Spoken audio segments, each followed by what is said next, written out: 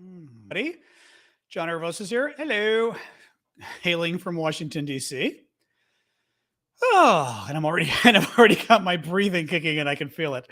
Hope everybody's doing well. As always, I'm going to start on TikTok as well, and then we'll do further introductions. I just had a pizza, so of course my allergies are going off full time.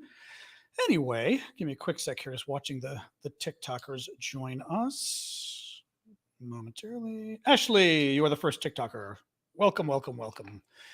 And welcome, everybody. All right. One more pill. See if it helps my asthma. There we go. Yay. Hello, all. I am John Ervosis. We are here to talk. Baby, you got to pay a lot more to call me baby, Nathan. I am John Ervosis. We are here to talk about Ukraine and the latest news. The way we typically do this, actually, and perhaps since our newest viewers are on Twitch, since I only started that a few days ago, we introduce ourselves and say where we're from, which has been kind of cool. And there you go. You're a smaller crowd, so, still kind of fun to see where folks are from. Camera flip, exactly. And then we go a couple minutes of waiting. 1 second here. I'm going to flip my camera. We go a few minutes of waiting for folks to join us because it takes a couple minutes to get the notifications on the various services. Hang on. And I am trying to see. Oh, God, I hate TikTok. Has to keep changing things. I'm going to kill them. TikTok changed the settings again. There we go. Jesus Christ. We are going to start in a minute, but usually we wait a couple minutes just for folks to introduce themselves. But can I just say, every day TikTok changed the freaking app. It is like an app designer's nightmare or a user's nightmare. They now changed where the button is to mirror the image because I have my handy dandy map of Ukraine. And if I don't mirror the image on TikTok, it ends up showing it backwards. And they just changed it overnight. Oh my God. Keeping me young. Exactly. Actually, it's funny. It reminds me of my dad. My dad, when he was, 80, 82 or so, still kind of had his mind and all. And he loved his computer. He is an engineer, ended up making his way all the way to the VP of marketing at International Harvester, ended up being Navistar head of all marketing. Very proud of himself, for that. And really loved being on a computer and learning computer stuff. And every time, and I kept telling him to update the computer, the software. And I'm like, you got to update the software. It's for security. Because, and it's a Windows PC especially, right? And every time I'd update it, Windows, every freaking time they changed the layout. Every time he would get so pissed off. And it was very, and he had a point. He's like, oh, and especially when, what was it? The one XP or what, the one that like changed everything on the screen. And I don't know what the hell they did, made it whatever they did. He was pissed about that. Oh, but anyway, yes. So this reminds me of that. Oh, TikTok, you slay me. Anyway, so hello, everybody. Calgary. I've been to Calgary. I was there for the Stampede, I believe it's called. Windows 10. Maybe it was Windows 10 or XP, but it was one where they really changed it. And then he got pissed at me. And I'm like, well, we have to update it. Why? Because of security. He goes, who's coming after my stuff? I'm like, Dad, you've got all your banking on there. Anyway, oh my God. Tasmania, Australia. Nice. Hey, guys. Oh my gosh. Hello, all. Otanbat. So yes, we'll give another minute and then I will dive right in. Just Yasu. So what else? I only got to see a little of the Stampede because I was there at Kananaskis for a conference that a joint meeting of legislators. I was there with my senator I was working for at the time. And I went skiing for the day and it was in the middle of the Stampede. So there was lots of funny stuff going on with people like doing a jump into a vat of water that my friends wanted me to do. And I almost did, except that I really didn't want to be freezing, sopping wet in the freezing cold. Anywho, all right, guys, I think I'm ready to get started. Going a little slow on TikTok today. The TikTok gods are not with me, but that's okay. We still have we still have our solid TikTokers. I'm proud of you, regardless how many show up. Anyway, yeah. So, boy, excuse me. So I am ready to start, guys. I'm John Arvosis, as I said. I come on here every day to update you folks on what's been happening in Ukraine in the last 24 hours. I don't pick all the news. I only pick the news I think is relevant, that tells you something interesting that I think matters. So you'll notice a lot of stuff. Of course, you didn't get notified. TikTok hates me. They hate me. So I will take you through the news you can use and the news you should know. And then afterwards, we do a question and answer period, which I think tends to be the most fun and the most interesting. And we just, again, talk all about Ukraine, your guys' questions.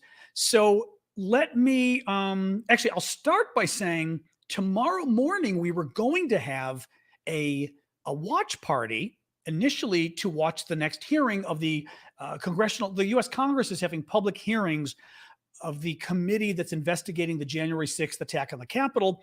I couldn't do it tomorrow anyway because I have to get an MRI, all sorts of fun stuff. Thank you for that, Cammie.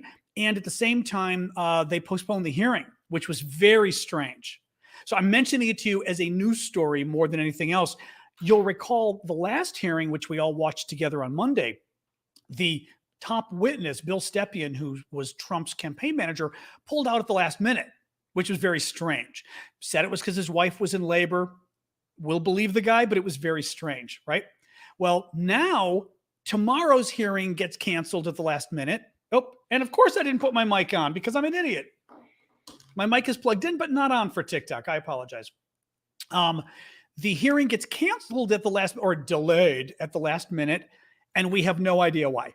And the number two, Zoe Lofgren, number two woman on the committee, says, Democratic side, well, it takes the staff a lot of time to put videos together.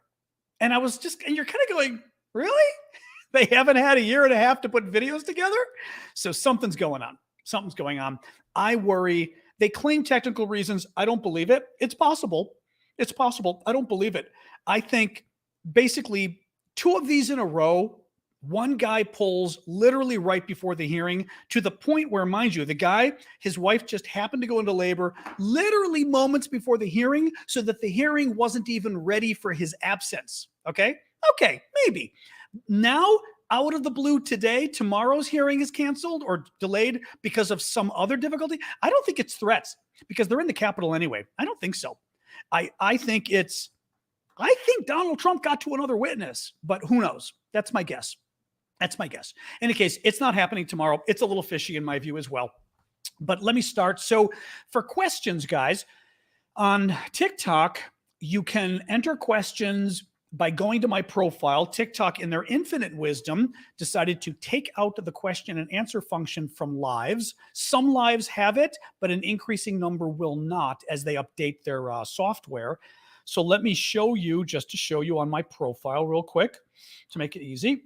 And I'm sniffling because I just had a pizza. So, of course, my allergies are going off.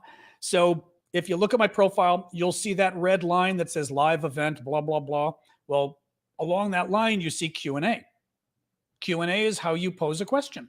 So if you pose the question there, it makes it a lot easier, because it'll, Harvey, you're back. I felt like you've been missing, Harvey. I don't know. Maybe I'm crazy. It's easier there because then I can see it and we can all see it. Some people don't even see it in the profile. I don't know why. TikTok, TikTok. On YouTube, obviously use the question box. I should not just YouTube, all of you, Twitch, etc. Use the comment box.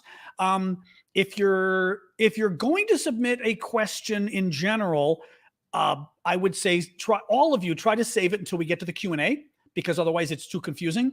Meaning I won't see your question; it'll flow off the screen. With the exception of, I always promise the super chat folks, if you buy a super chat question, that I will get to immediately, or as the next question, or the next issue I get to, as a thank you. So feel free to buy super chat questions. I like that. I don't want to dissuade the super chats, but in general, the other questions, they're better waiting, because if you put them in the actual chat box, it's going to flow off the screen. On TikTok, feel free to submit them now in the Q&A. All right, makes sense. And finally, on TikTok, as always, thank you for the gifts. I love the gifts. Keep the gifts coming. Nothing like me dressing as a bandito with my hat and mustache. Nothing says Ukraine like that. All right, guys. So the first big story today is, and I didn't see an update right before I came on, but Alexei Navalny has been missing, who is the Russian opposition leader who Putin jailed under trumped up charges, and then they extended his sentence under even more trumped up charges. Well, he's been missing. His lawyer went to see him today, and literally the jail told him, we don't have anybody by that name here. And that's all the lawyer was able to get from them. I did see a report. I have my inhaler just in case. Don't worry. Thank you, Harvey. That's sweet of you. I know you're going to ask a question anyway, but thank you. And like I said, feel free. I don't mind you asking the super chat questions now. I just sort of am trying to limit them overall. But for super chat, that's the point, is you guys get them now. That's your recompense for doing them. But yeah, so Navalny's missing. I saw one report suggesting maybe he was moved to a much higher intensity prison, basically a prison where torture takes place. Big surprise. It is also entirely possible that they murdered him. A lot of people were wondering, a lot of the experts were wondering if they killed him this morning. We don't know. At this point, the danger for him is, but obviously the danger for everything is, there's not much I would put past them, I mean, I still don't think they're going to use nuclear weapons because they know we're going to use them too, and then it's the end of their world. But taking on Navalny now, what do they lose? What are we going to do? Sanction them, right? It's very scary for people like that right now. So also there's news today on Brittany Griner, which you guys were asking about a couple of days ago. It ain't good news, but it's not horrific news. The court has again extended her stay in prison pending the court, pending the actual trial. Basically, the investigators have asked for more time, to investigate the total fraud of a case that they've created against her. And they've asked for another 18 days. And apparently it's typical in Russian trials that they just continue your detention. And frankly, somebody like her, they don't want her risking running to the U.S. Embassy and getting away, obviously. Just to give you a few more details, this would push her stint in prison so far to 4 months. She, as you know, is the American basketball star female basketball star who was arrested 4 months ago after Russian officials said they found vape cartridges. She was with traces of hashish oil in them. And this story really gets me because they were saying the vape cartridges were empty. But get this, they're empty, but for whatever crazy reason, they suspect there's hashish oil, and they take the vape cartridge and send it off to some lab to be tested. I mean, come on, right? Who's going to see a vape cartridge and say, hey, I think that has hashish oil? Or, I'm sorry, a remnant of a hashish oil, a drop. Total lie, obviously, what they did. Hey, Laka, no problem, thank you. Total lie, obviously, we know that. The sentence the sentence is up to 10 years in prison. She's a 2-time Olympic gold medalist. She plays for the Phoenix Mercury. And this is the thing that surprised me, okay? So she's taken into custody. She was taken into custody a week before the war started, okay? So mind you, the Russians knew they were, what they were doing. They knew they were going to go into war. But what got me was, I always thought she was leaving Russia. The story I saw in the New York Times, and I would tend to trust the New York Times here, the New York Times says she was taken into custody when she was returning to Russia to play for the UMMC Ekaterinburg professional basketball team. Who the hell told this woman that it was safe to go to Russia 1 week before the war broke out? And before, I'm not blaming her, but somebody advised her on this. And I thought it was leaving. Can you guys Google? Because I remember the story being leaving. And this in the New York Times, I mean, I copied it. It says where was this again? Yeah, when she was taken into custody, Ms. Griner was returning to Russia. Do a quick search, guys, because that's very weird if she was returning. Now, mind you, we could have heard she was leaving at the time. Because also what I read the Russians did, they picked her up and they didn't tell anybody for like for like 9 days, they didn't tell anybody that they had her, Just checking here. What do you guys got? Just Google the articles. Google an article with a credible news source and tell me. Because here's the thing that would bother me with that.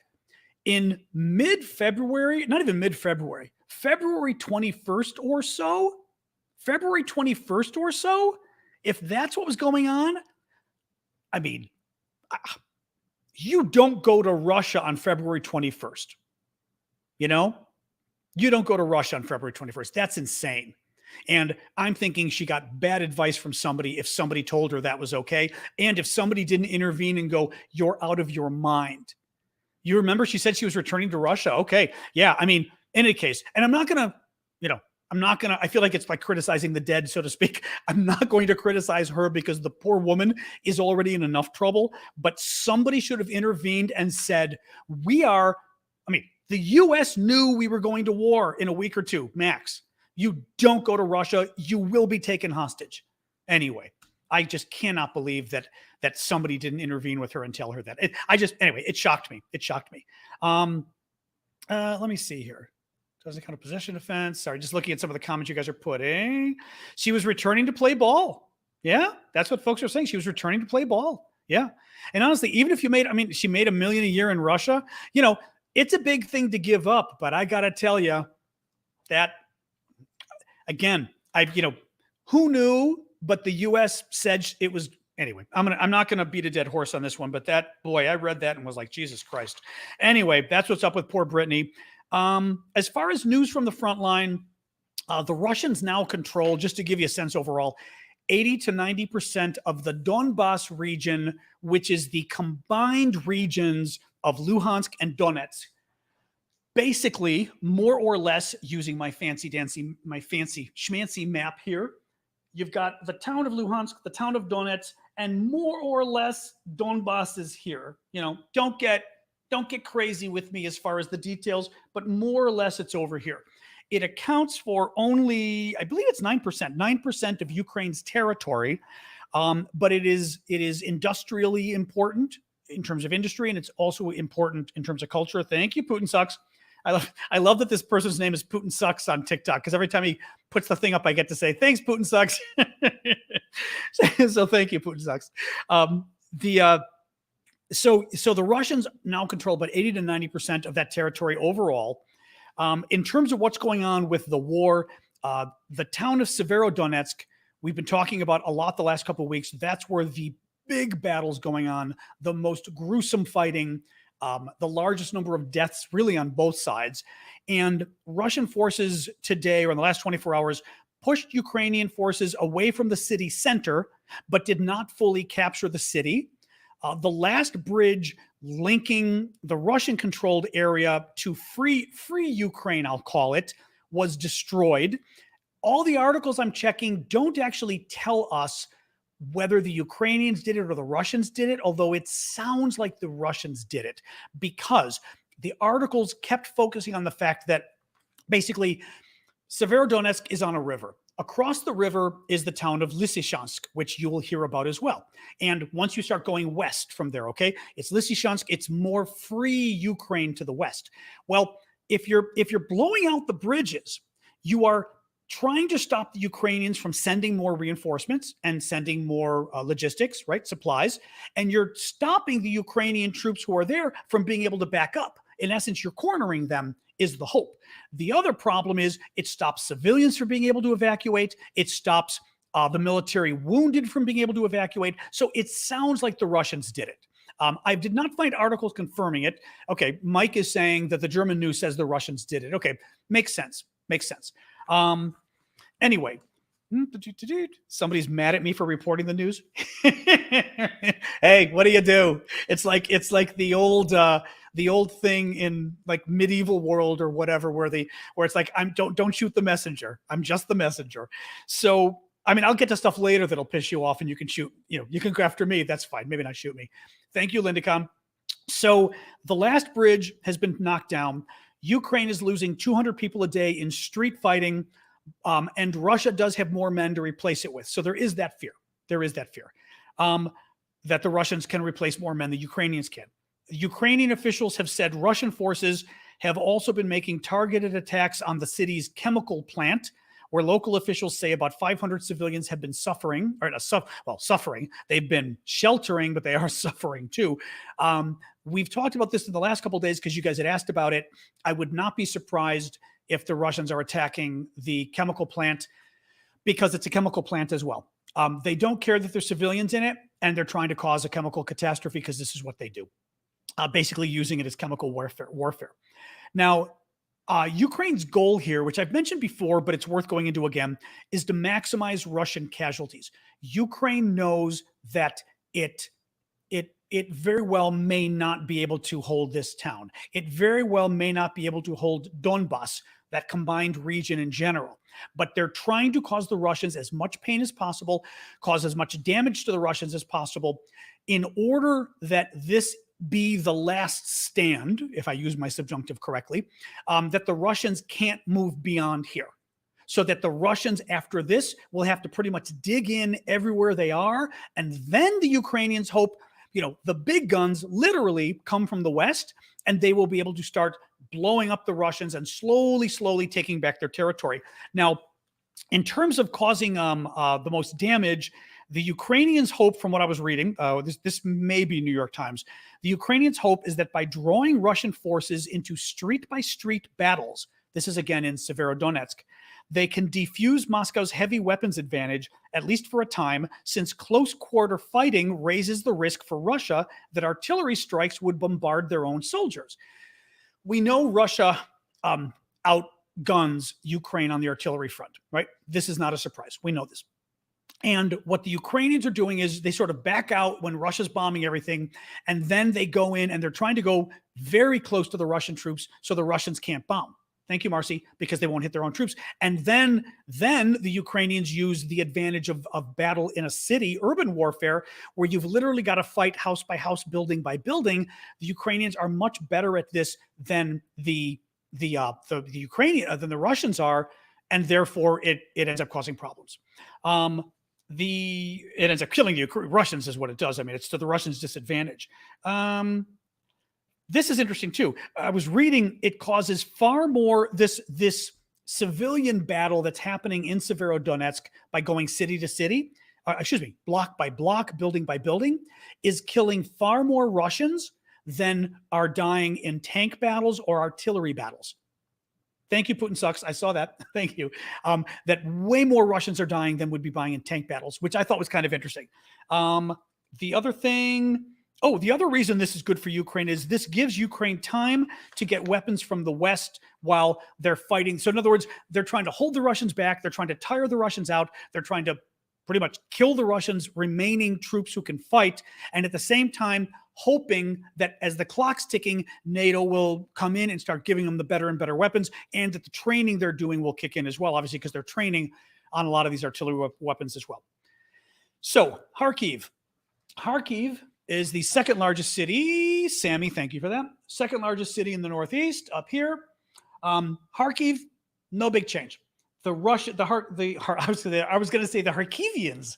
I'm not even sure what we call them in English. Kharkivians.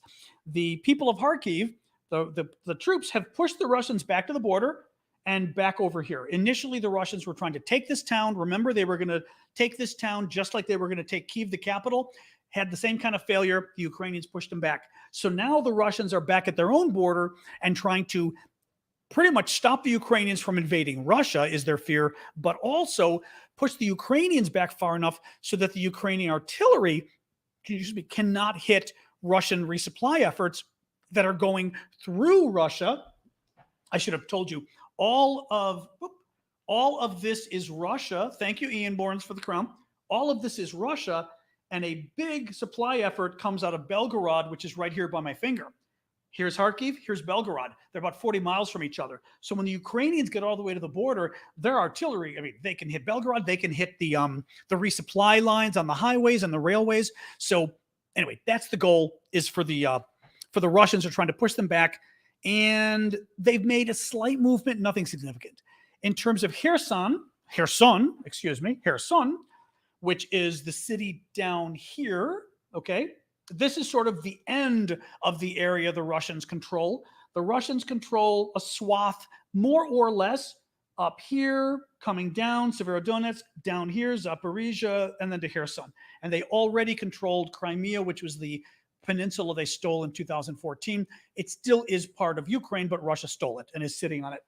So in Kherson, the Ukrainian military claimed on Tuesday, that would be today, to be outmaneuvering the Russian forces, steadily reclaiming towns and villages and bringing its forces to within 12 miles of the actual city of Kherson, which is occupied by the Russians. Good news if true, and does seem to be consistent with other things I'm seeing, which is basically the Ukrainians are doing much better in the south, and the Russians, have an advantage in the east in terms of Severodonetsk and that area. Now, additionally, the Ukrainians still need more heavy artillery to take the towns back in that area that the Russians have. So they're fighting the Russians, but to really get it back, they need the heavier artillery. And the good news is the Russians are contending with a much growing insurgency in that whole area, in this whole area down here. Growing insurgency, which pretty much means civilians and former military working secretly behind the scenes, making bombs, setting them against, to blow up collaborationist city officials, Russian troops. But it's citizens that nobody knows about that are helping the military to do spy stuff, basically. Thank you, Baby Shoe. And they're having some success in terms of setting off bombs and things like that.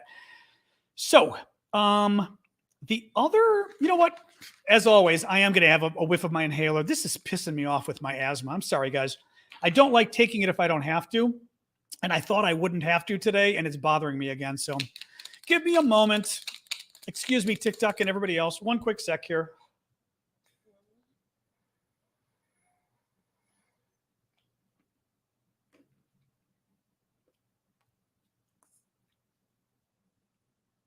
There we go.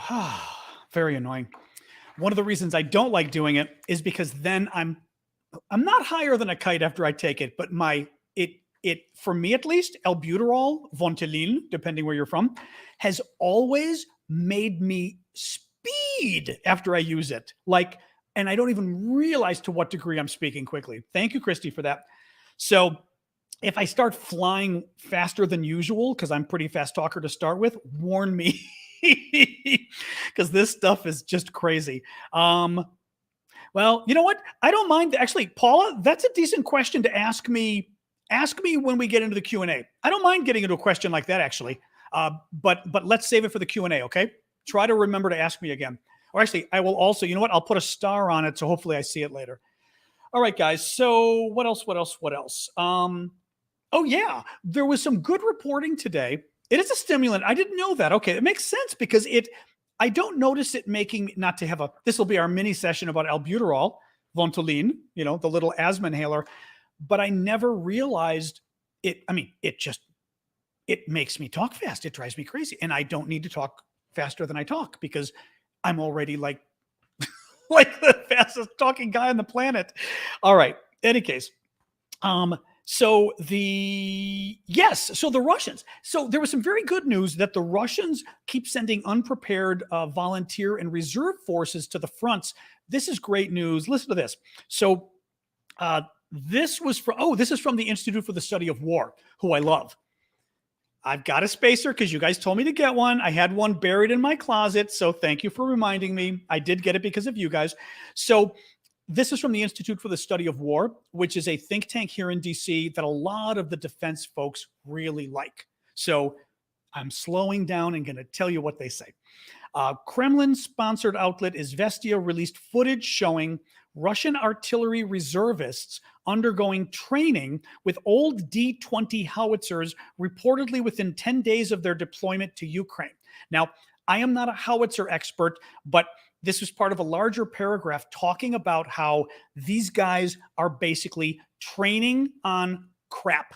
They're using the worst equipment and they're basically not going to be qualified. And this is within 10 days of their deployment. So they have 10 days left and they're still training on howitzers, how to use artillery with 10 days to go. They don't know how to use artillery. And along the same lines, the reservists focused on learning how to operate handheld weapons despite being reportedly only days away from deploying. So the reservists, with only a couple days left, they were training them how to use guns, but they didn't know how to use guns a couple days before they were being sent to the front in Ukraine. I mean, it's insane. And this is all from Russian media. So this is interesting, actually, because this also shows you what good spy work does. This is the kind of stuff the CIA and other intelligence agencies look for. They look for public domain stuff the Russians put out there bragging. And in this case, the Russians were bragging about their new troops, showing them work out and stuff. And the intelligence guys are looking, going, you're training this guy how to use a gun. He clearly isn't very good at it, and he's days away from being deployed. That tells the intelligence folks that you've got a problem with your readiness. Social media footage also showed Russian forces transporting Russian volunteer and reserve units with T-80BV tanks, a variant produced in 1985, as opposed to the more modern T-80BVM, and BMP-1 armored personnel carriers, which have largely been phased out. So again, the point is they've got them working on really old stuff. All right, enough of that story. And and my problem is asthma and allergies. It's none of the other stuff. It's been horrific this spring, absolutely horrific. Top Pentagon, this one kind of bothered me today. Okay, a top Pentagon official, Undersecretary of State for Policy, I believe. I wrote his name down. I believe it was Colin Kahl, something like that, Kahl. And he did a pretty good interview, supportive of Ukraine, but then says this. This is this. The U.S. goal, and I'm paraphrasing here. I can pull up the quote, but this is what he said. I found the quote. The U.S. goal is to make sure Ukraine can defend itself and that we give Ukraine the ability to strengthen its position at the negotiating table. I'm going to read that again. So the U.S. position, the U.S. goal, is to make sure Ukraine can defend itself and that we give Ukraine the ability to strengthen its position at the negotiating table. Nowhere do you hear there that the U.S. goal is for Russia to lose. Nowhere do you hear that the U.S. goal is for Ukraine to win, more importantly, right? It's a terrible statement, especially in view of what we've been seeing from France. This is something you could have from Macron. This is something you could potentially have said by somebody who thinks we've got to get these guys to negotiate, you know? Now, mind you, it's better to beef the Ukrainians up to force a negotiation, right? Make the Ukrainians strong so that the Russians are more willing to negotiate than what Macron might like, I fear, which is let's make the Ukrainians weaker so that they feel compelled to negotiate. But I still thought it was kind of a bad statement, you know? Anyway, felt weak to me. The other story, this was a very bad one too. So, all right, doing my second inhaler. As we said, it's only about 10 seconds, excuse me. And then we're back.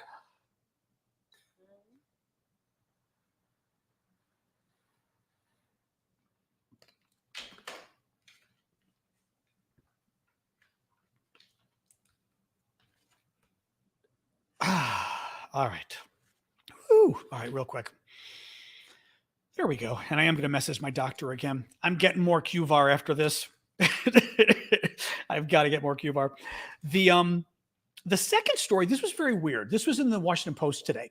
And it's about the 5,000 Javelin, they're shoulder-launched anti-tank weapons, right?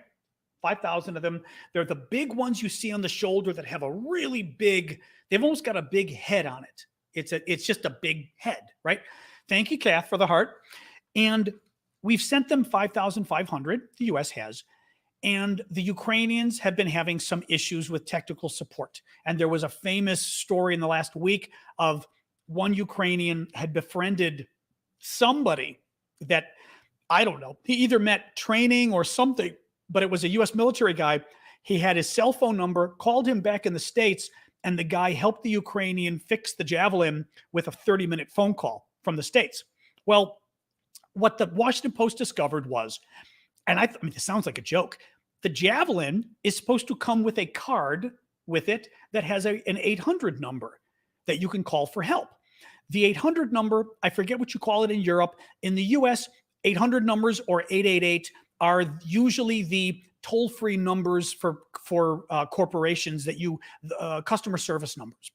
And it's how you can call without paying tolls. In other words, way before we had cell phones, you'd pay for long distance calls, right? So that's an 800 number. Well, it's a number that they can call no matter what country they're in, and they can get help on the Javelin. Well, it wasn't there. Thank you, Patty, for that. The cards were not there. The number's not there. Any of the Javelins they sent. What made it even weird, Thomas Walsh, welcome into the room. Glad to see you again. What made it even weirder is the Post says that the Javelins also did not include two pieces of software that apparently the word the experts used was fundamental to understanding how to operate the Javelin were these two pieces of software. And we didn't provide them. And maybe it's a F up, but it just, I don't know. I'm hoping it's a colossal F up. And if it is, it's unacceptable. But, my conspiratorial side, which doesn't really exist, is kind of wondering if we just intended to make this go more slowly than it needed to go. I don't know. But it pisses me off. There was an explosion at a Russian ammunition depot in occupied Kherson. Oh, that's nice. It's in Kherson. I forgot this was in Kherson down here. And it was a Russian ammunition depot, Russian ammunition, storage facility in Kherson.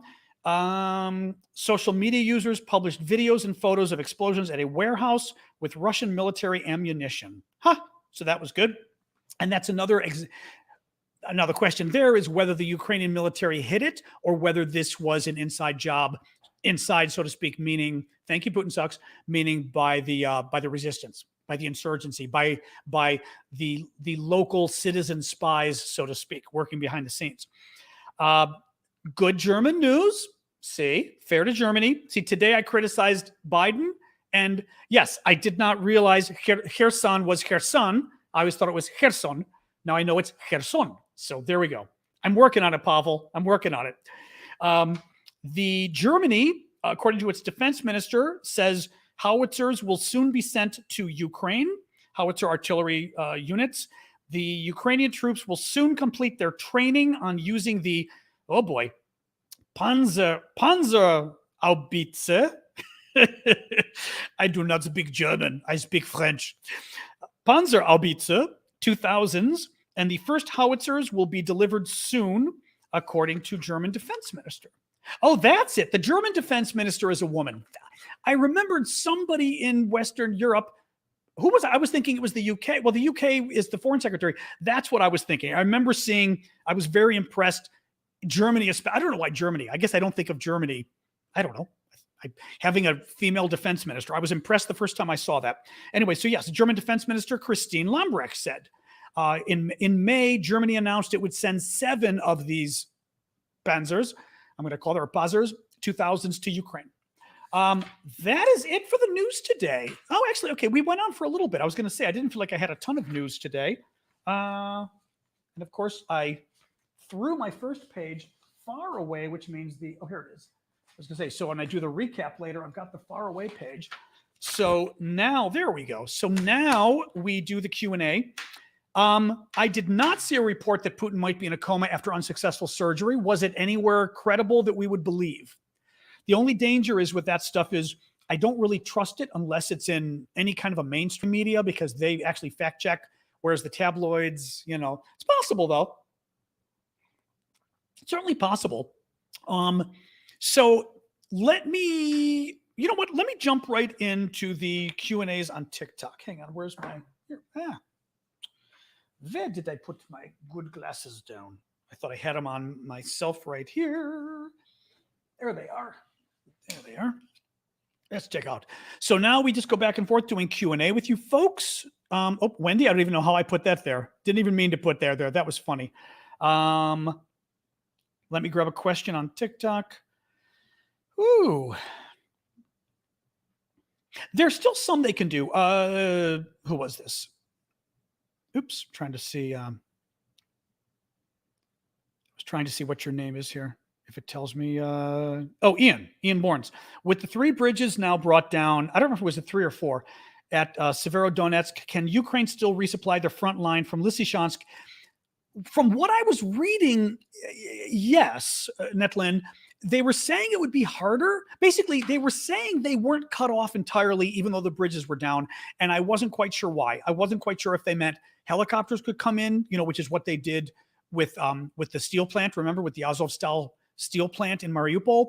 But what I read said that they weren't entirely cut off, even with the bridge down. It just made it harder to evacuate people and to supply them and everything else. So that's all I've got. But as I said, it sounded like when I read it that it wasn't a complete cutoff, that they weren't, in other words, cut off and surrounded, although it sure sounds like it, but apparently not.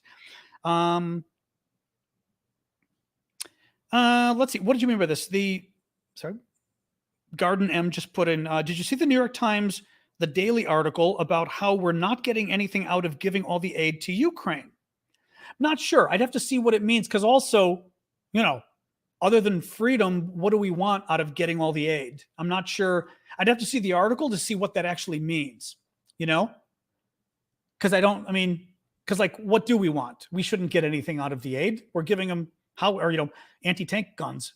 I mean, we're getting freedom, hopefully, but sorry, Joe, I'm going to call you Joe from Twitch says, I heard the reason the trial, this is Brittany Griner's, is delayed was due to a disagreement about bringing Trump up on charges. Oh, you mean the hearing? I think you meant Brittany Griner's? The trial, or you mean the hearing? I assumed you're talking about the hearing tomorrow. Oh, no. What it could be, this is interesting. I will tell you this really quick, getting back to the domestic politics here.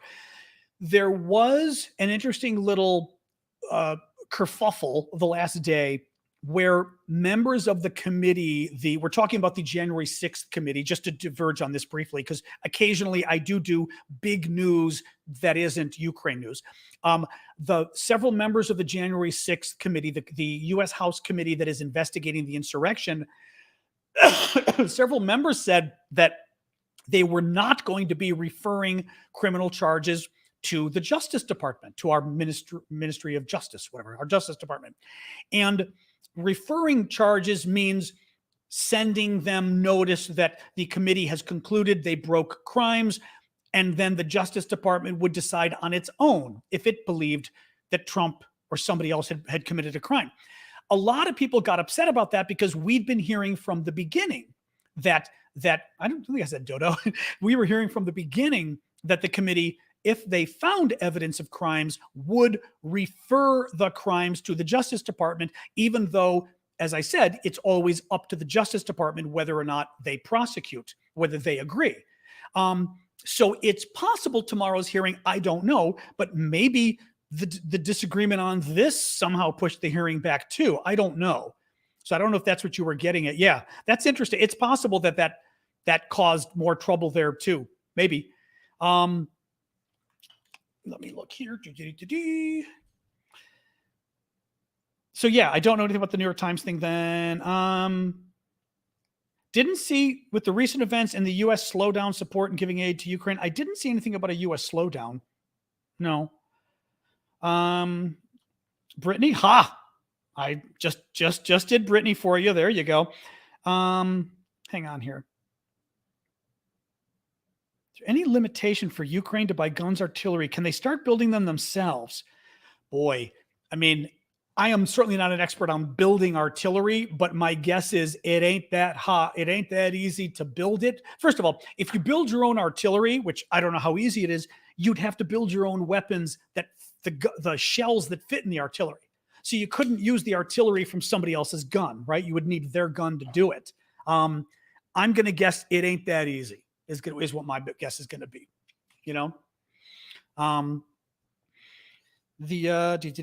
actually, let me look for one more and then we'll go back to the use guys over there. How long will this go on for before NATO needs to up its support? Well, I mean, that's, NATO, NATO's been upping its support. I just think it's slowly, it's been slow, but I think they're upping it. It's just, as I said, it's a little slow for my taste is the thing, and I feel like we keep giving them better and better weapons. Like finally 2 weeks ago, we decide we're going to send them these multiple launch rocket systems, these new rockets that can go 43 miles, and the ones the Brits are sending can go 50 miles, but the Brits are only sending 3 of the launch systems, and we're only sending 4 to start with. It just, and by the way, remember when I said that I thought sending 4 of these rocket systems sounded a little bit few? The Ukrainians said they need 200 to 300 of them. So there you go. These aren't the rockets. These are the actual launch systems. In other words, they need 300 of the guns to shoot the artillery shells. So not great news. Rita, I am going to guess that was intended to be a question. If it was, feel free to just write your question in without paying, because usually when folks do that, it looks like it was a question gone wrong. So feel free to do that if you would, just to write your question in normally. And thank you for that either way. Let me see what else. I'm seeing if you guys had any other comments or anything thrown in here. Russia's already targeting where the repairs are being made. Are we in the politics portion yet? Give me a little time. Almost. I want to do a little bit of Ukraine stuff before we talk about U.S. elections. Although I'm sure people would be interested in U.S. elections as well. So I certainly don't mind talking about that.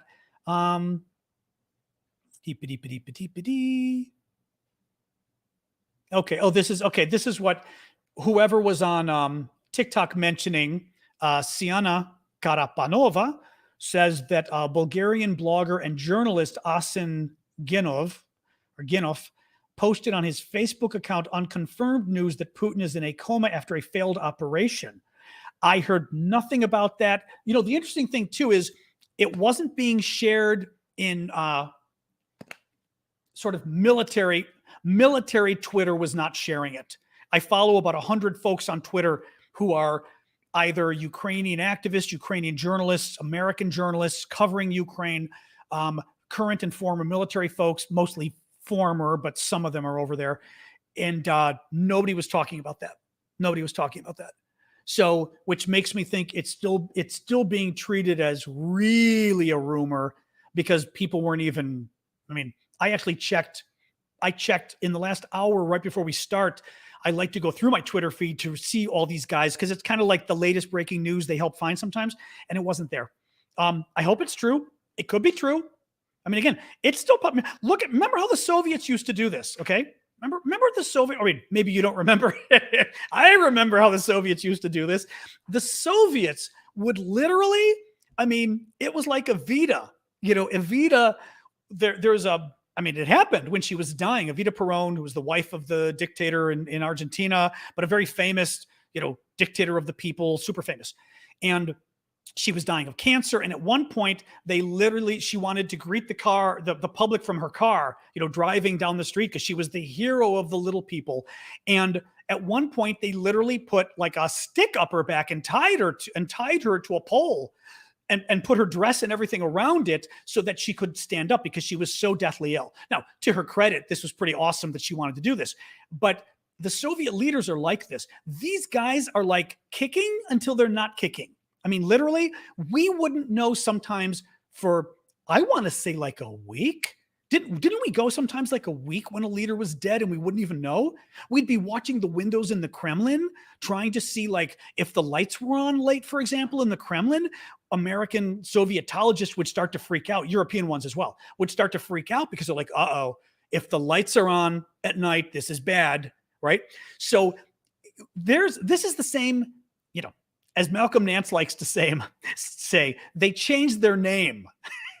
Malcolm did that once to Glenn Greenwald when Glenn was being a particularly big doofus and trying to out-talk Malcolm, who's a military expert and defense intelligence expert, trying to, outsmart Malcolm.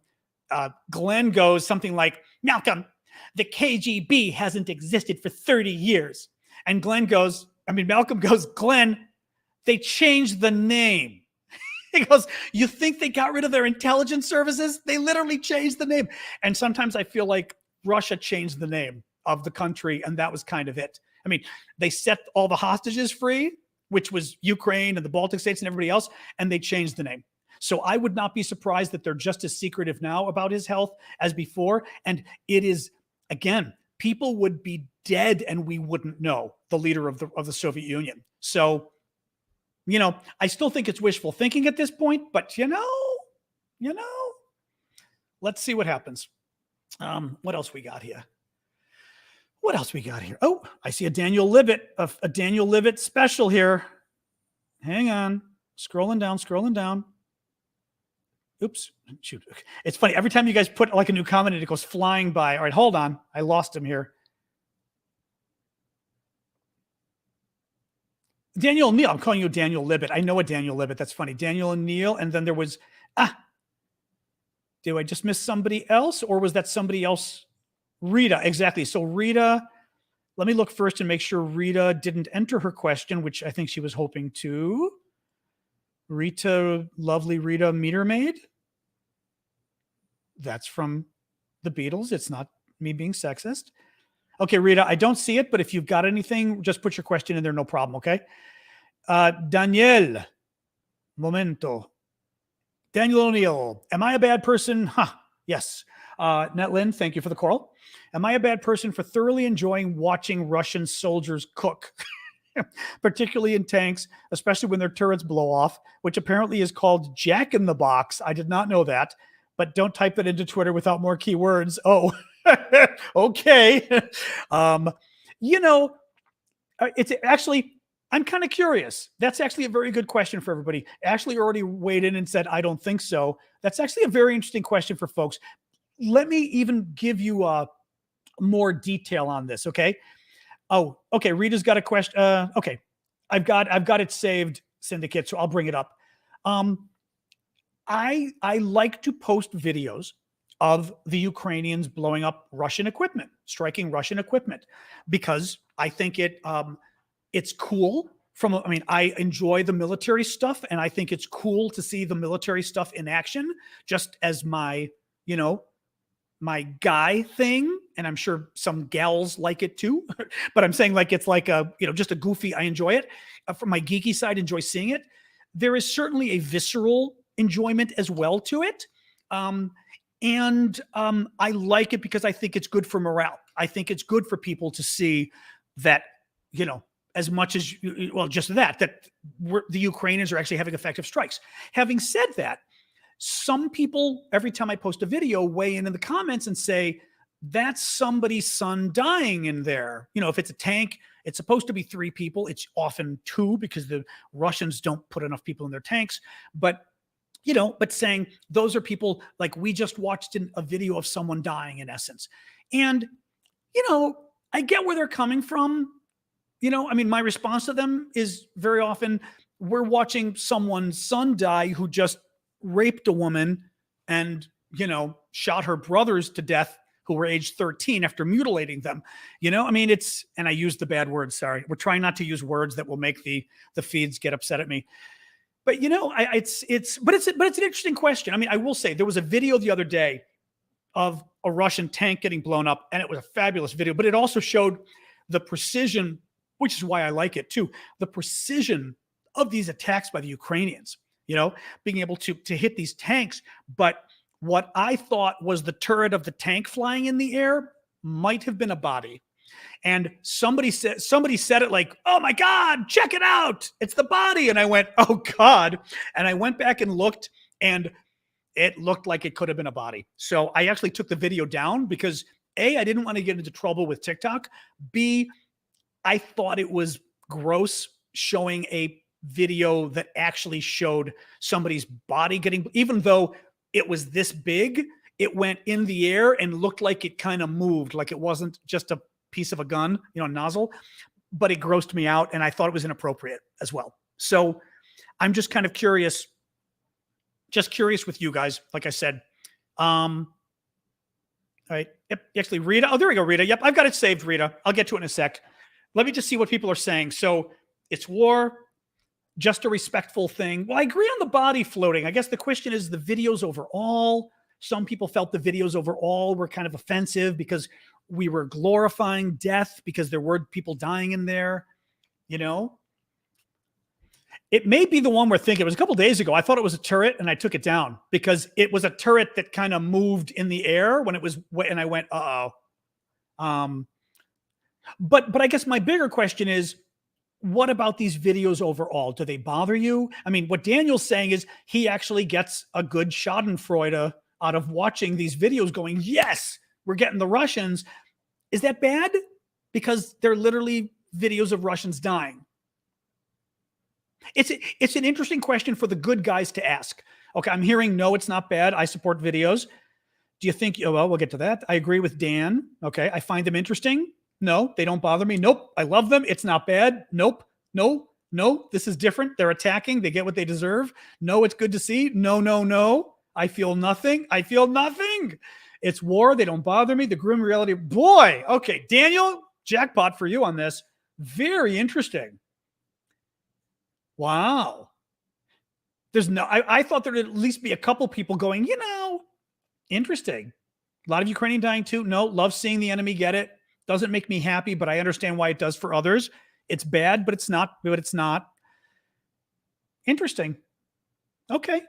Very interesting. Wow.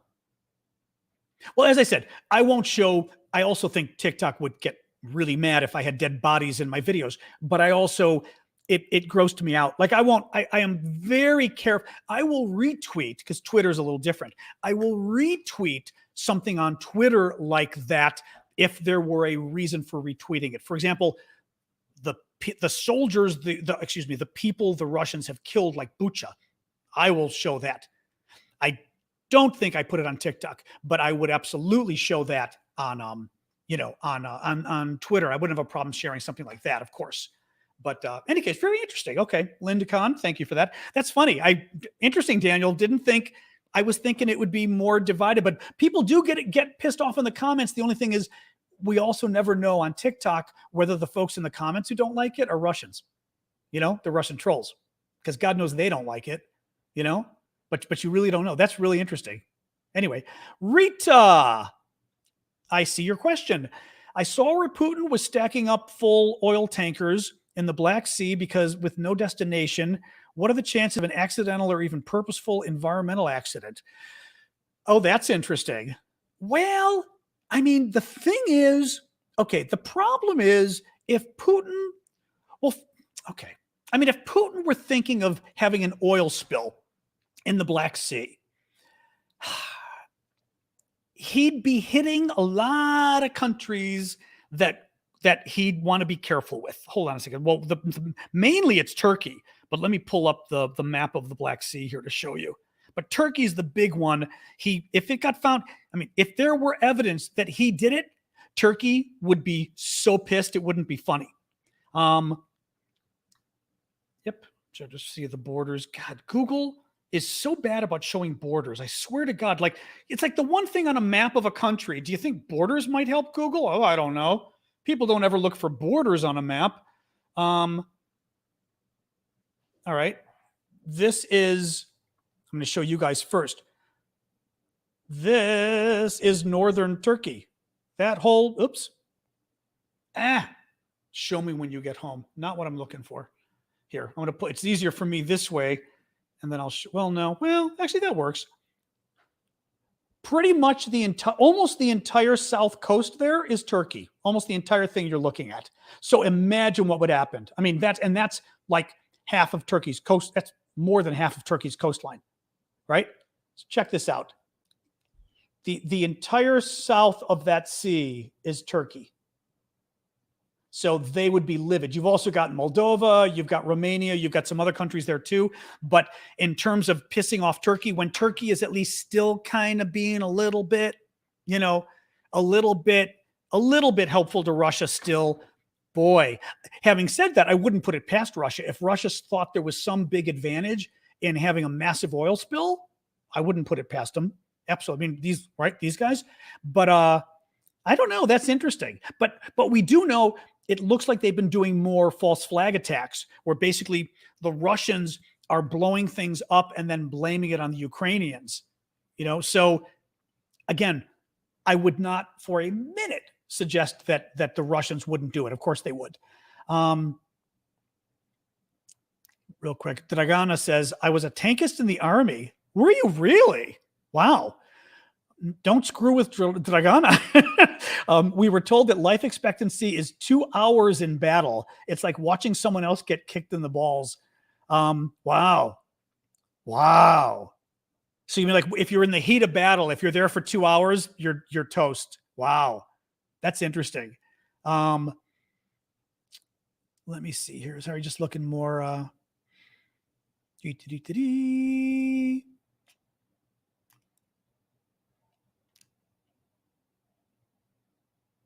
Okay, Nathan, not sure if you're talking about me, and I'm forgetting if that's me. I'm not sure. Will you do any of the platforms? Have me send all my info on all the platforms?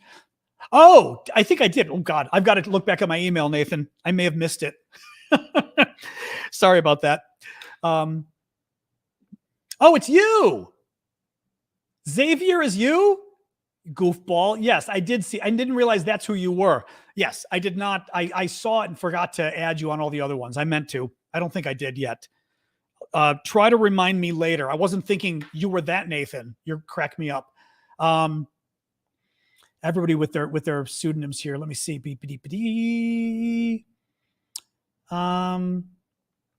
Well, exactly. Elise is saying with what Russia did near Chernobyl and Zaporizhia, I don't think they'd stop at any environmental attack. Absolutely not. We already know they've been attacking this chemical plant in Severodonetsk. There were also news about them. Remember, they blew up some chemical plant like twice. They attacked the same plant twice using precision weapons that time towards the beginning of the war. So we knew the chemical plant was an intentional attack, right? So let me reset just to remind anybody who's new here. I keep forgetting about that. I am John Aravosis. You are joining me for my daily live Ukraine update, where I go on for about 20 minutes about the latest news from Ukraine. And then I take your questions and we do another 45 minutes of that. And we've still got about 15 minutes of questions left. I'm on TikTok, YouTube, LinkedIn, Twitter, Twitch, even somewhere else. I don't even know. I'm missing something here. Facebook. That's what it is. Facebook. So feel free to weigh in on any of them. Let me just see here. Okay, you guys are talking amongst yourselves. That's always good. All right, let me grab some more of the TikTok questions from you folks. How's it going? Well, actually, that's a good question from Gil. Gil is asking on TikTok, how is it going for Ukraine big picture? That's kind of a good one, Doug. Thank you, NYU2. I'm going to do I do the recap at the very end. So right before we close and go to the hanging out period, I do the recap. So how's it going for Ukraine big picture? I think, thank you, Kath. Ukraine, okay. Thanks, Macintosh. I'm trying to think of how to phrase this because I'm also trying to think of what the expectations were, okay? Ukraine was supposed to lose within 3 days. Certainly that was Putin's plan. And let's face it, most of us in the West thought Ukraine was going to get smeared. I mean, just utterly destroyed, okay? So that's the first thing. So how is Ukraine doing? We're in month 3 or we're in month 4 of the war. Ukraine's doing pretty damn well, right? From that perspective. But what that question really means, thank you, Netlin, is how are they doing on the longer term trajectory of winning, losing, etc.? They are still doing very well. And I will say this because recently, thank you, Christy, my favorite dinos. Recently, Russia has improved, right? They're starting to have some successes. They're having more successes in the East, right? It's taken them a slow time. It's costing them troops and weapons, but they're starting to, they're probably going to get Severodonetsk in the next week. Maybe they may even be able to get that whole Donbass area. It's only 9% of Ukrainian territory, but it's a significant propaganda win for Putin. But anywhere else, it looks like Russia's pretty much stuck. That it would be surprising if Russia made any significant gains hereafter. So that's really good for Ukraine. And that, if I will say where it stands, people don't want to use the word stalemate, but it kind of feels like a bit of a stalemate to me. They're fighting. I mean, literally, they're fighting over a town of 100,000 people when the town is fully populated right now. That's not much of a fight. I mean, it's a horrible fight, but it's a town of 100,000 people. It's not exactly, you win it and you've won the lottery, and you lose it and the country's gone. This is gotten down to very small little battles now. So I think, considering where we thought Ukraine was going to be, Miss Mickey, I would almost say, if we were looking realistically, I think Ukraine is where it wants to be. Okay, if we were looking realistically, Ukraine has pretty much stopped. Russia was able to get 20% of the land. We knew they were going to anyway, and they already had some land anyway, but they got 20%. We knew they would get some. They were stopped elsewhere across the board. Ukraine has pretty much stopped Russia in its tracks. Ukraine continues to outsmart Russia, which is great, including what Ukraine's doing in Severodonetsk, where they're forcing Russia to destroy its own forces, to put its own forces there and get them just what's the word I'm looking for? Like a meat grinder, effect in inner city combat where it's destroying them. And let's see what happens when Ukraine gets these weapons from the West that finally show. I'm a little worried about all of the talk about the shortages of ammunition, of artillery, because if that keeps going through, then this could switch on Ukraine significantly. But currently, I feel like I'm nervous, not different than nervous just because like the war's going on, but I'm nervous, but everybody I'm reading, the experts are still saying Russia's not going to make any significant advances after this because they don't got it to make. So it's all a question of whether we give Ukraine enough to push back, or whether the NATO is still playing games where it's, let's give Ukraine just enough to pick at Russia, but both sides will hopefully get tired. So that's where we are. But we're not in a position where anybody thinks, oh boy, Ukraine's, losing everything and Russia's about to sweep the country. All right, a few things here. And Paula, I've got your thing or I promise I will get to it. MILF. I'm not saying that. I'm going to call you Mr. Butts. Mr. Butts with the dancing, whatever that was, cactus. All right, Daniel, Rita. Okay, so Rita, yep, we've got Rita's. Excellent. Syndicate, yep. Yep, that one.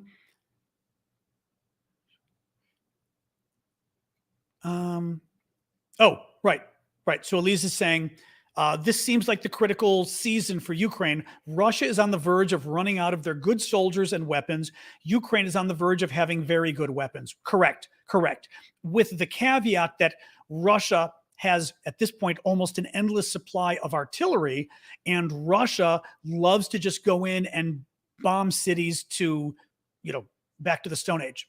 Just destroy the city, destroy every building, kill every civilian, just make it a dead city, and then try to fight in the streets. So Russia could still try to move in. Let's see. Thank you, Mad Max, for the paper crane. I guess what'll be curious to me is, what does that mean? How many cities can Russia really reach with that? Because Russia is still going to be so bad in terms of its manpower. Can they only reach cities near where they are now, or will they pulverize these cities and then move in the next city? But again, I don't know. I guess there's still a lot of Ukraine Russia can still destroy with their artillery. That's the biggest threat. They've got cruise missiles too, but the artillery is the big threat right now. And the question I've got is, how far can they move with the artillery, or are they pretty much bottled up with their artillery as well, so they can hit things in current artillery range, but they may not be advancing their lines any to keep hitting. But you're right. This is the big season. They need to get all the help from NATO they can. So McDonald's,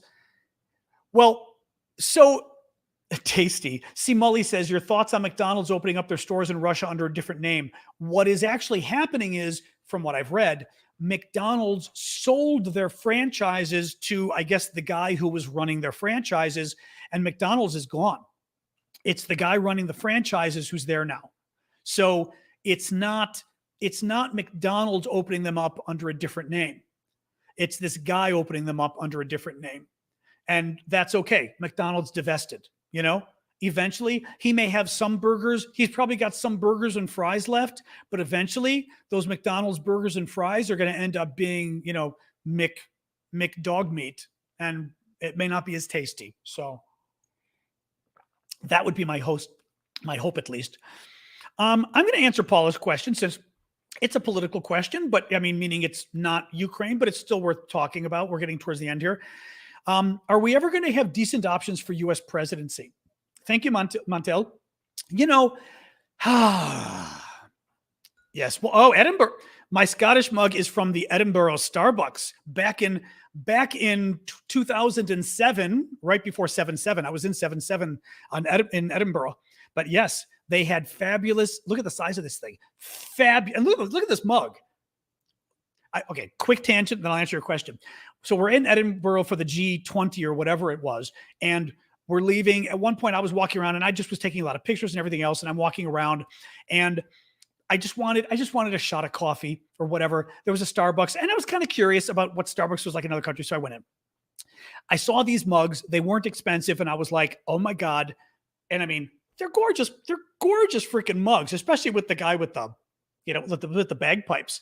Gorgeous mugs. So I went and I bought like 2 for myself, 4 for friends or something. We get into the bus to go to the airport, and the bus is just our people. So it's a bus that we controlled. And I mentioned people were talking about the gifts. I said, I got these really cool Starbucks mugs. 20 people on the bus made fun of me for getting Starbucks mugs. You went to Europe and you bought Starbucks mugs? I showed them the mugs. They literally made me turn the bus around. I'm not joking, because we controlled the bus. The bus had to go to the Starbucks. Everybody got out. They came back with bags full of these mugs because they're the best freaking gift. Also, I love them, but it's a beautiful gift, from Europe. Starbucks Scotland. And with the guy on it, it's also just designed. The Starbucks mugs suck now. Those designs are horrific. This is back when they were really cool. Okay. Anyway, that is my Edinburgh Starbucks story, which Edinburgh, land of wonderful people and great Starbucks mugs. So, are we ever going to have decent options for our presidency? I think it goes back and forth, Paula. I would say, I thought Barack Obama was a great option. Joe Biden, meh. I'm to be honest, he was better than Trump by far, but on the Democratic side overall, I was a big fan of Pete Buttigieg. I think Poot needed Poot. I'm calling him Pete Poot. Pete needed a little more seasoning. Okay, bye Becky. Good, thanks for joining us. I think Pete needed a little more seasoning, but I was not thrilled by all the candidates that were out there. I didn't think we had any really great choices other than Pete, to be honest. I'm not thrilled with the other choices. I can see people. I like, Kamala Harris. I like her. Sorry, I got something on my shoulder. I like her. I can see why people like her. I'm not opposing any of the other ones, but I was feeling kind of meh. Donald Trump, I don't think is a reasonable choice, a quality choice. John McCain was a quality choice for Republicans. Mitt Romney was a quality choice for Republicans. Mitt Romney was trying to pretend he was a conservative, and I think had Mitt Romney run as the man he honestly is, he probably would have done much better. Now, we've seen subsequently Mitt Romney doesn't have a ton of backbone. So unfortunately, that was telling us who Mitt Romney was, I think, a little bit by trying to pretend he was more conservative. But I would not say that, I don't know. I don't know. I think we feel that way. Bill Clinton, I think, was an amazing president. Again, warts and all, big warts, but Bill Clinton was an amazing president. So I'm not convinced we never have good options. But sometimes, I was for Hillary. I think Hillary would have made a great president. I was for Obama both times. Not both times. I wasn't for Obama in 2016. In 2016, I was for Hillary because I still felt she was the best person. But I think, I'm not sure. Actually, I'm kind of curious too, because you guys are from around the world. Do you always feel this way? We know in France, people were really pissed because they were like, you're kidding me? You're giving us the fascist lady or Macron?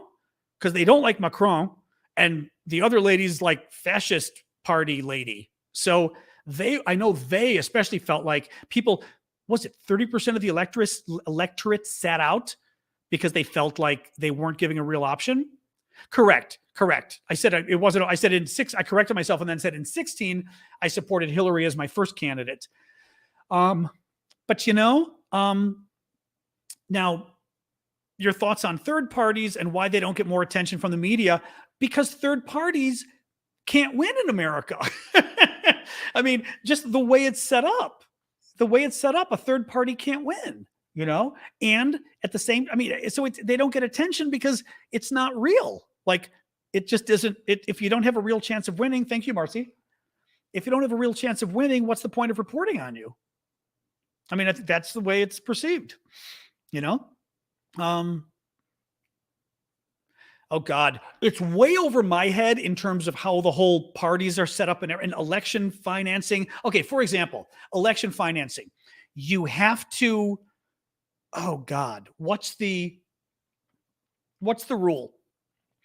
You've got to get 5%. You have to somehow breach 5% to get federal election financing. But I don't know if it's in a previous election first in order to, but Perot ran twice. So did he qualify the second time because the first time he got more than 5%? There's some weird thing like that for starters. It's not fair. People feel like it's not fair including them in the debates if they can't at least prove some oomph. It certainly isn't fair putting them in the presidential debate if they're not going to win. Perot got added because he had enough support. I don't know if he was at 20, 30%, whatever it was. So he had enough support that he met the rule for getting in. But it's just the way our system is set up. Third parties don't win. They just don't. And there's fears. Look, if you're on the left right now, the last thing you want is a third party that might divide votes on the left, right? We are 2 weeks away from the right to have an abortion being thrown out in America. It's going to happen in the next 2 weeks. The next 2 weeks and 4 days, 2.5 weeks, we're going to find out. And there's no way it's going to be, I think it's going to be utterly thrown out. It will be, the right to have an abortion will no longer exist. With that kind of stuff going on, people sit there and go, well, Tulsi can go back to Fox News. Tulsi's, I don't mean to knock you if you like Tulsi, but Tulsi has been doing nonstop attack on Democrats on Fox News. She's a Fox person, unfortunately. That's who she is. But if you were a Democrat right now in America, you're very worried about what's going to happen to your country. And the last thing you would want to do is split a ticket and have somebody. I'd love to have the Republicans have a split ticket, have another conservative run against Trump. If Trump runs, cool, right? But you don't want some other sane candidate running against a Democrat and then ensuring Trump wins, for example. This is my political, my take if I were giving my political analysis on it. So Tulsi's a total grifter. The worst of it. Ranked voting is interesting. We don't do, first of all, the voting. Of course, you can't have ranked voting because of the whole electoral college system we have in America. That's insane, the way we even count the votes, right? And that just, it's horrific, the way the votes are counted in this country. Not counted. We count the votes okay-ish, but then the way we tally who wins is horrific. Oh God. See, now this is like the rabbit hole of really hard election questions, because this stuff is awful in terms of its, hold on. I'm turning my temperature down a degree for the hard questions. Hang on. Hang on. I'm going to tell you in the future that the super chat questions have got to be $20 and above for anything dealing with the electoral college, because it's too hard. And $50 and up if you're going to ask me about the UN. I ought to put categories. Thoughts in the electoral college. What about making each state worth one so people actually have to campaign everywhere? The problem is we're the only country in the world practically that doesn't just let the people elect the president. Why the hell should a state with 500,000 people get the same say as a state that has 40 million people? That's ridiculous. If anything, this whole bullshit about the different states just divides us, I think. If you're, thank you, Netlin, for that. if you're upset, I don't mean you, Nathan, but I mean, if people are upset that Tennessee doesn't have enough representation because we're small, you know what? Then get bigger. Why don't you?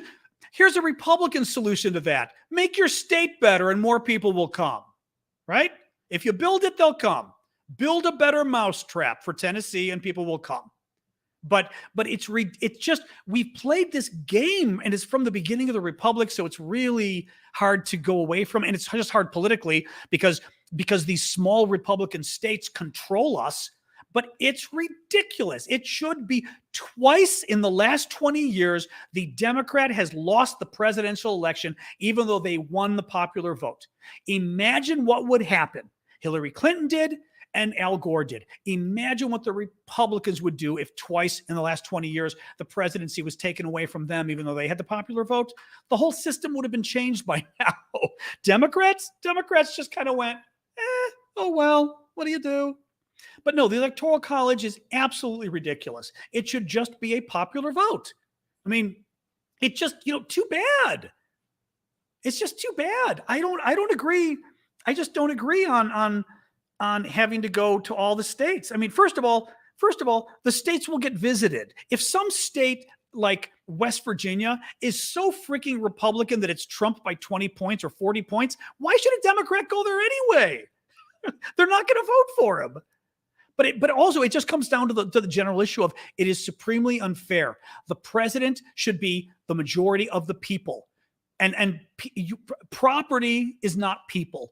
And too many people on the right, at least, like to pretend like property is people. And, we've got more of the states. You've got nobody living in these states. So why should we put that as an equal value for picking the president? It's really, but again, everyone in the world does this. We're the only people that do this, Well, I mean, parliamentarian is its own screwed up thing. Obviously, the parliamentary vote thing, forget it. I say screwed up because this just confuses the hell out of us here. But Javi, you need to watch a UK election. I do. Anyone can stand against a specific candidate. You get Boris Johnson stood on stage with Elmo when announcing election results. Did that actually happen? That would be very funny. That would be very funny. I like that. Sorry. I'm still getting over my exhaustion yesterday. Oh my God, Elmo, that actually happened. I love that. I absolutely love that. It's 7:22, guys. Let's do one more question. You know what? Let me grab one more of the TikTok questions because we've been on you guys for a while. Actually, well, let me make sure I didn't miss anybody here. Yep, Harvey and Paula. Look what you got us on, Paula. You got your discussion, Paula. We got into an entire discussion on American presidential elections there. All right. Zoom. Tiki-toki. Oh, I'm tired, guys. Man, not looking forward to getting an MRI tomorrow, let me tell you. What do we got here? Q&A. Why does the U.S. not have more political parties? Well, no, again, it goes over my head in terms of how the entire system is kind of rigged for two parties, but it is. Will Ukraine get the required weapons eventually before the country gets destroyed? Jury is still out on that one. This will be fascinating. I agree on this one from Wei Ray Cray. What do you think France and Germany will say, and Italy, by the way, and Italy will say when meeting with Zelensky? That's going to be a fascinating meeting because they're having that with him right before the NATO summit.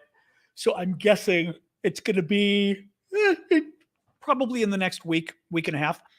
And what's going to be fascinating about that is whether Zelensky scolds them will be interesting.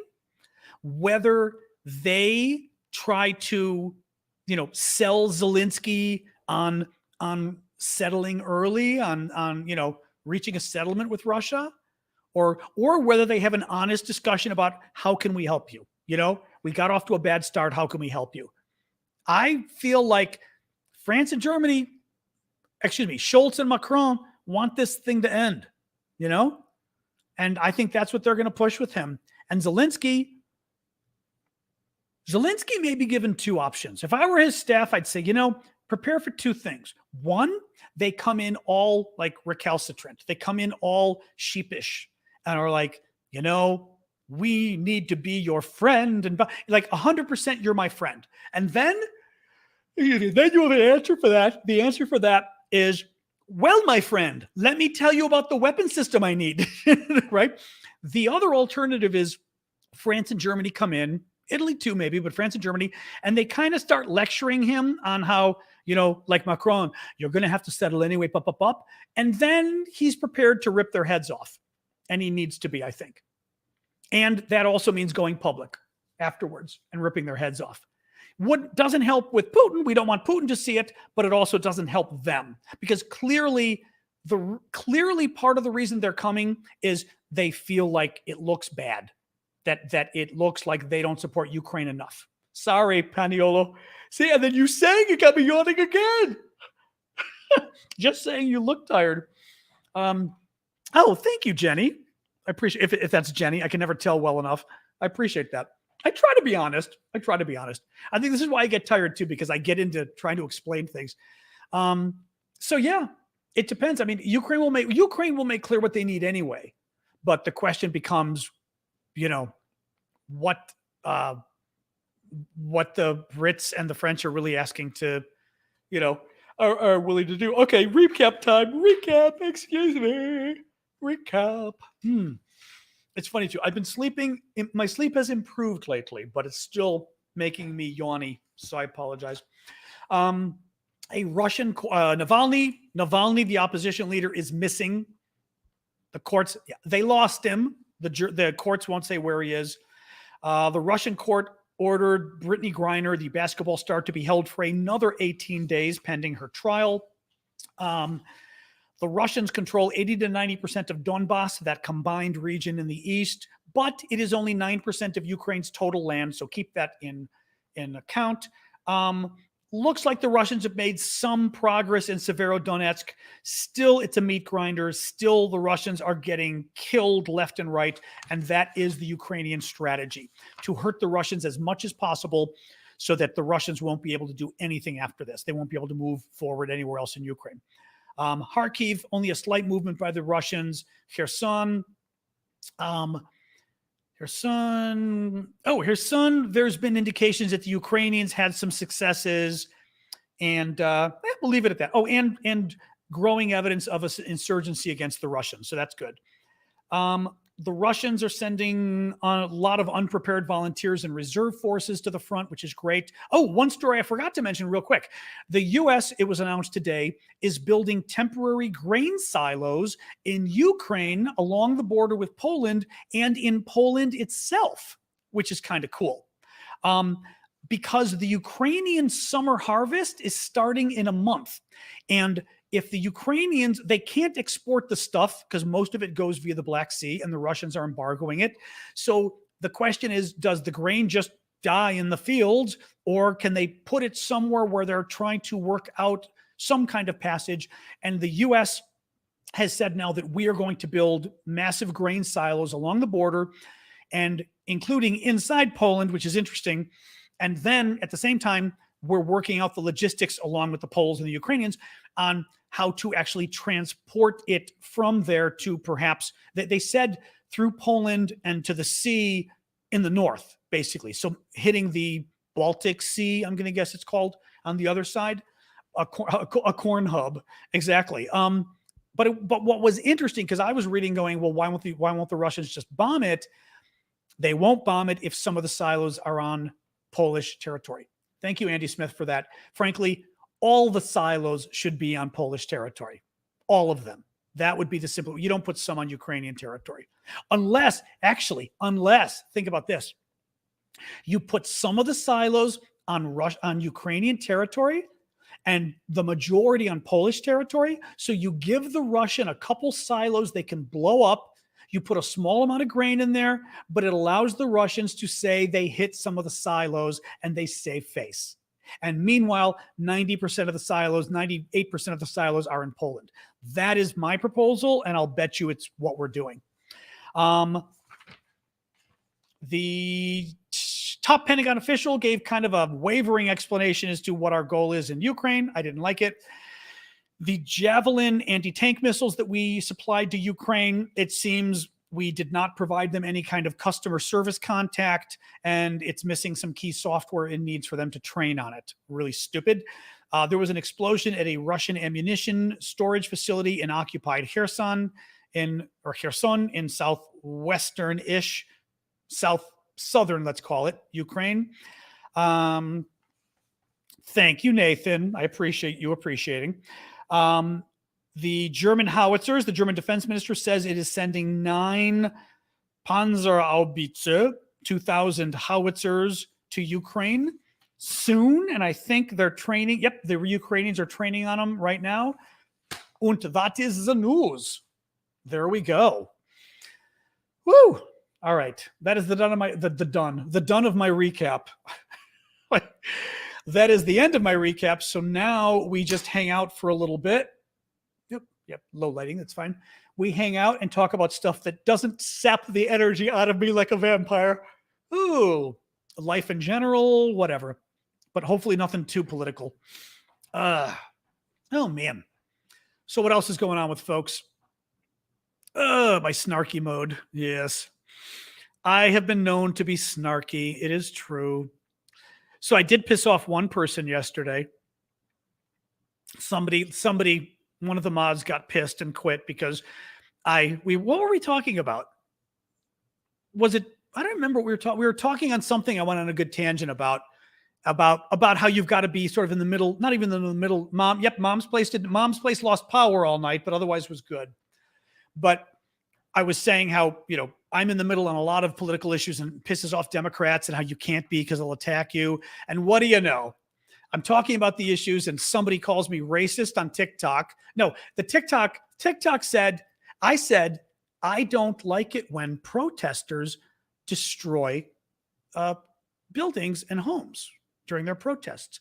And the person on TikTok said to me, so you think black people should be shot by police? And I was like, I'm pretty sure that's a non sequitur. but thank you. And then one of the mods contacted me and said, I cannot mod for you anymore because you said only white people should immigrate and we shouldn't let black people or dark people from Mexico come because they have dark skin. I was like, really? Whose TikTok were you on? Anyway, she's gone now. I was not nice in response because I am not nice in response to people who accuse me of racism when it's bullshit. If I do something wrong and I go, oh my God, I used that phrase. I can't believe I used that phrase. Go for it. That did escalate quickly, but I was just updating you on what happened yesterday. It was a good rant, but I think I'm right. I was right. We've got enough mods. Thank you, Miss Mickey, but we've got a lot of mods and the mods are great. We've got a lot of mods. But it just pissed me off though, because it is again what I talk about where you cannot, and I get it because the problem is there's a lot of crazy going on in America right now. So I get why people just sort of want to assume that if you disagree with them, you must be one of them. But my God, I mean, to literally yes, I said that only white people should be allowed to immigrate and we should stop all those black people from immigrating because they're black. I'm like, sure. Yeah. Tell me where I said that, No, I brush it off. I'm too thin-skinned on stuff like this because the thing is, it makes it hard. The Republicans are having a much harder problem than Democrats right now because their crazy is Trump crazy and it's bad. Their crazy is trying to violently dismantle our democracy. That's bad. Our crazy tends to want to give you health care. It's a different thing. I mean, it's true. Our crazy doesn't want black kids to get shot. I mean, they're right. I mean, and I don't mean people with that view are crazy. What I'm saying is if you go to the furthest of crazy on the far left, you're going to find people who care about civil rights, people who, care about the environment, people who care about giving everybody universal health care. They're crazies, but they're not bad people. And they've got good ideas. I mean, the implementation of the ideas I disagree with on a lot of them. But whereas on the far right, you're dealing with neo-fascists on the far right as a whole, and they want to dismantle the democracy. Anyway, what do you do? I'm going to guess that's spam that we're seeing over on TikTok. Am I right? I mean, on Twitch. Yeah, folks, asking me to buy followers and Prime viewers. That's a bot. Okay. If Syndicate's there, otherwise, I think I can block them from here unless you guys just did. I think you just did. Very good. Okay, just wanted to make sure. Oh no, same idiot. Okay. All right. Well, I can't block it from here. Can somebody block it on Twitch? I'd have to go into Twitch to block it. I guess I can. Thank you, Kanausi. All right, I'm going to look at Twitch if we don't have any mods over. I mean, Twitch is a slower, a smaller crowd, so we haven't necessarily modded up 100%. Although I had 2 mods over there. Let me go and take this. I do want to be famous, but I'm guessing you're not going to get me there. That would be my guess. Thank you, Iggy, for that. Still trying to figure out my channel. There we go. All right, live. Boom, stop talking to myself. Oh, got her. Thank you. Thank you. Not having spam at stake. Thank you. I knew you were there, Syndicate. Anyway. Oh, I see, because she's still on, because I can't, it's that crazy thing, because it doesn't disappear on my end on the big screen. That's why I thought it was still there. Okay. Anyway, guys, I missed a super chat. Okie dokie. What super chat? Was super chat? I'm scrolling backwards. I'm doing my bad German accent. Oh, how are you, Mom? Sasha? Oh, how Mom and Sasha are. How are you, Mom? I thought you meant, oh, how am I? Quiet? I don't know if you say that in Europe, but mum is like stay mum.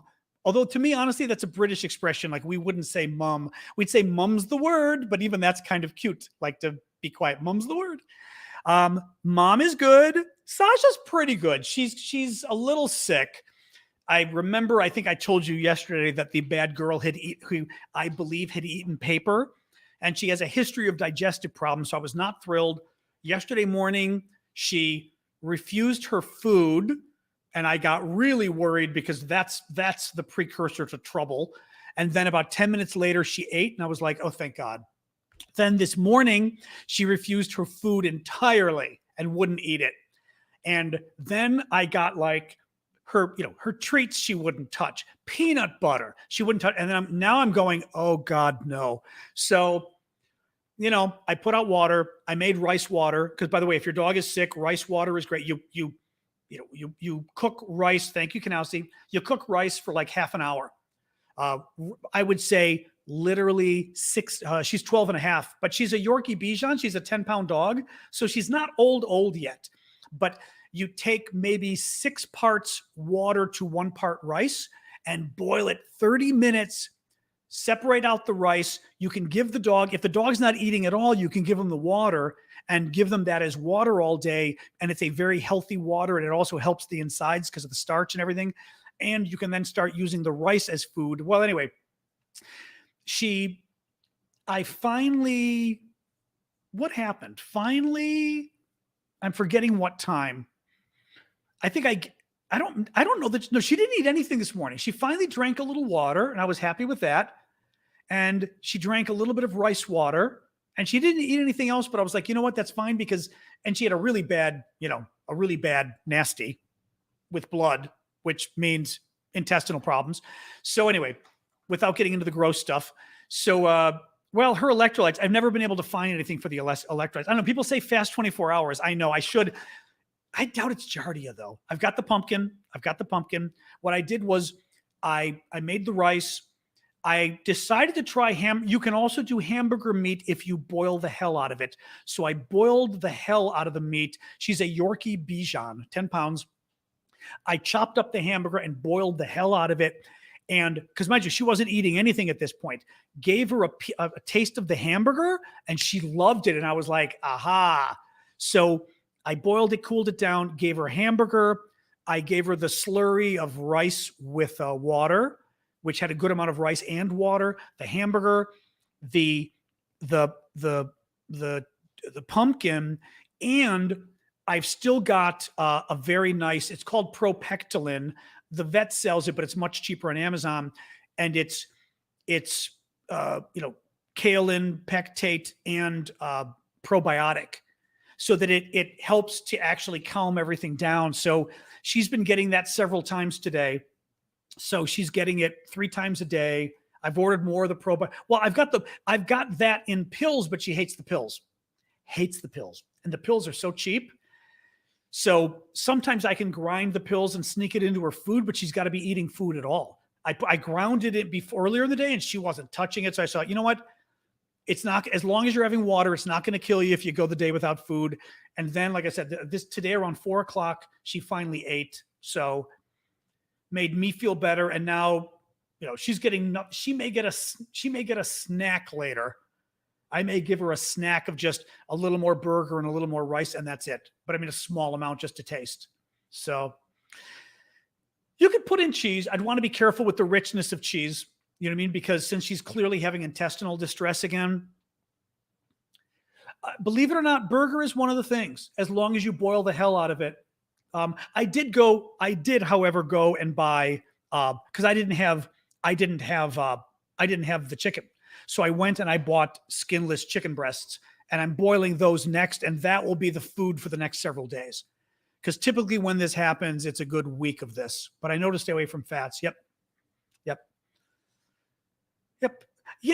With her, I think she eats something. I noticed in her poop that it looked like she ate paper. My mom's dog taught her to eat paper. And what do you know? The next morning she was having issues, So, let's see. Jingle bells. What were you saying works all the times? Oh, rice and hamburger. Oh, that's interesting.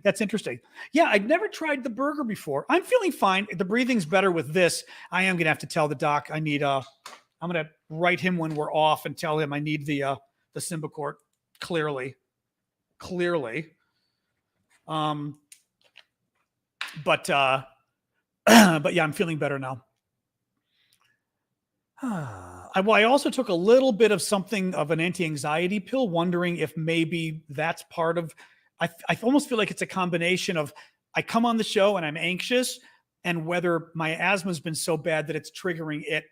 So I tried to do a little bit of an anxiety pill before coming on to see if that would do it, but there wasn't enough time. Well, I can tell because I'm not like breathing in, So no, I think it's a mixture of anxiety and the of exacerbating asthma that went really bad from the allergies of the last 3 weeks. So, any case, I am going to run about Symbicort though. So yeah, the MRI is tomorrow morning. Very exciting. So thanks, Melissa, the Firefly Jar. So yes, I've got to be there at 10:30. Supposedly it starts at 11. What sucks is they've got to do the MRI on 2 different parts, which means 2 different MRIs, and they want, what do you call the color and not color, whatever it's called, both, which makes me think it's 4 frickin' MRIs. It's like, oh God. So I'm not thrilled about that. I get claustrophobic, but as long as I close my eyes, and maybe they'll give me the machine that opens or something people had said. Harvey's back. Just thanks. Oh, you've caused a lot of drunken late night politics debate in my university common room. Oh, that's good. Why, you come back and bring stuff up to them? The videos almost become prohibited within the college because of how intense things got. Oh, that's funny. Well, why? Are people anti the war? Yes, with and without contrast. That's it. Yep. Oh, do I need socks because it's cold in the room or something?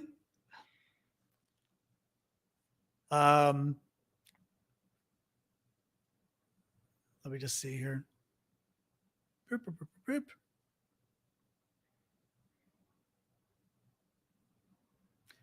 They're free? Asthma inhalers are free in the UK. I don't know what they cost here. I don't know what they cost here because if I wait to the end of the year, they could be free for me too. But I don't remember. I'd have to check Costco. I'm just for fun, I'm going to look and see albuterol at Costco, and because Costco is like the cheapest you can get. Let me see. Albuterol. Costco. Sasha, I know. Hi, I can't play with you right now. Oh, it's, let me see. Yes, albuterol sulfate, I'm guessing. One moment. I hear you. Depends where. Costco, which is the super duper wholesale warehouse, is $35 for one of these red things. So it's a 1 month supply. Well, 1 month. It's not 1 month because you don't use it every day. Wegmans, $47. Walgreens, $85. Walgreens is always such a ripoff. So if you go to Costco, it's $35. Any other place is going to cost you $47. So, well, it depends on your insurance and what your insurance covers and whether you've met your minimum and all that kind of crazy stuff, you know? Wow. Hello, you. Do I do a little, again, I want to be careful what I give her. You know what? I'll get a small piece of meat and to show Sasha to you. I will pick you up what you hate, but I will give you a small piece of meat which you love, because that's the kind of dog dad that I am. You know. All right. Yes.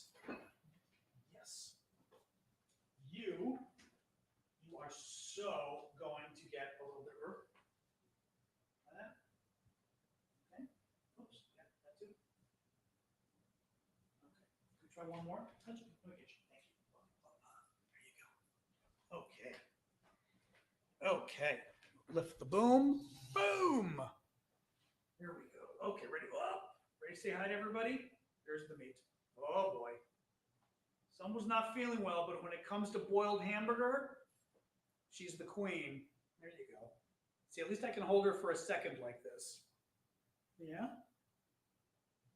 Only I can hold her. And even this, she gets pissed after a while.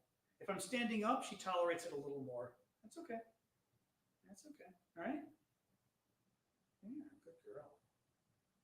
Scared me earlier. But I know her. It's still going to be a week or two, probably until she's totally normal, which is why she kind of likes I do it around the neck here like this. She kind of likes this. And she doesn't like being held, but she kind of likes being held like a baby. So if she's around, see, now she wants to get down. All right. Oh, so when she's kind of like around my arm like that, she's willing to, she's willing to kind of hang in there. I am going to have to brush her teeth. This is true, but I'm not sure what else you're going to get. She's definitely not getting her regular treats tonight. That's for sure.